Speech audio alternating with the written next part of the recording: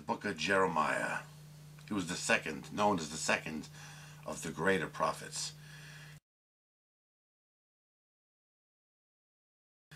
His prophecies were noted for their boldness. Like, he tell the king, like, straight to his face, like, exactly what was going to happen. This book, too, parts of it seem to be written in the first person and parts in, like, the third person. Where, like, he'll say, the Lord came unto me, instead of the Lord came into Jeremiah, you know. But then other parts, he'll write, the word that came to Jeremiah. But, you know, much could be lost in translation as far as, you know, what's the word, semantics and grammar and stuff, I don't know. You know, the usual themes, the people of Judah are wicked, false gods, decadent. They did not know or follow God's laws, you know. I guess they were like, you know, the same as all the other people in this book so far. This book, too, though, it goes on for a while. Like, there's multiple warnings, and the people never seem to listen. And it almost seems ridiculous, like, if you really think about it. Like, how could these people, like, never learn? But it's not so ridiculous. You know, really, just look at our society now. I mean, how many repeat offenders are there that keep going to jail? I mean, how many times we got to see in the papers, like, these idiots arrested for drunk driving, time after time after time, you know. It's like people don't learn, they don't listen, you know. So when you read the Bible, it sounds like a stretch, like, oh, like, you know, how could this be? But it can be. People are that stupid, you know.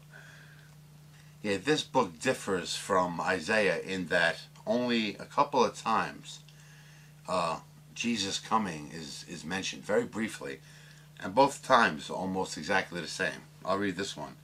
This is in 23:5 and 6. Behold, the days come, saith the Lord, that I will raise unto David a righteous branch, and a king shall reign and prosper, and shall execute judgment and justice in the earth. In his days Judah shall be saved, and Israel shall dwell safely. And this is this is his name, whereby he shall be called the Lord our righteousness. But again, too, like, I keep mentioning these black arrows that supposedly indicate Jesus. But if you really read this, I don't know, and shall execute judgment and justice in the earth. I don't know. That doesn't sound like the first coming of Jesus to me. I don't know. It sounds, again, more like the second coming. And again, this is repeated pretty much in 33. Let's go there now. This is how it puts it in 33.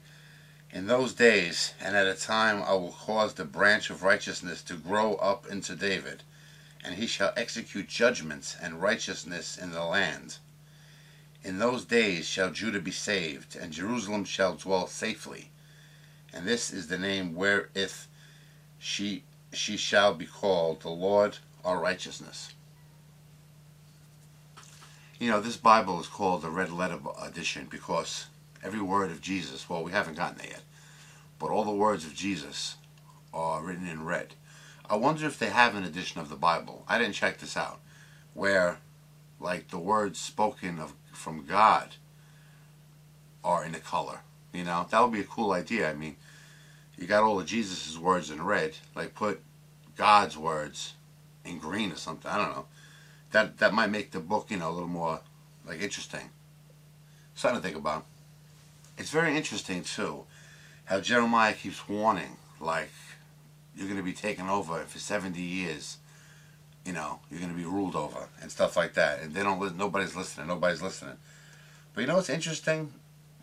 The 70-year thing is interesting to me because, like, let's make believe. Let's use my neighborhood, the Bronx, for example. Make believe God was mad at the Bronx, and he wanted to lay punishment down upon them. 70 years. That sounds about right. Like, to cover, like, all the people. And how can I even put this correctly? Like, obviously during that 70 years, many people are going to die. But the babies and stuff that are in captivity are going to be suffering. And they're going to grow to be like, you know, 70 years old by the time this is all over with and they're freed.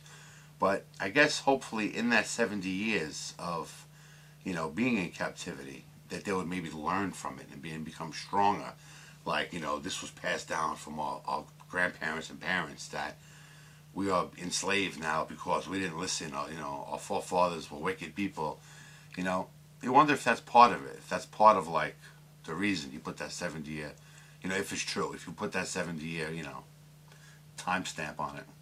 Too, during this period that they're going to be enslaved, like Jeremiah said, that God told them to make sure they just replenish the people and keep having babies, and just, I guess to keep your numbers up, like don't diminish. Yeah, right before the crap hit the fan, Jeremiah warned them, and instead of listening, this time they had him locked up. King Zedekiah sent for him, though, on somebody's word. And Jeremiah told him, he told him what would happen. And sure enough, Jerusalem was taken.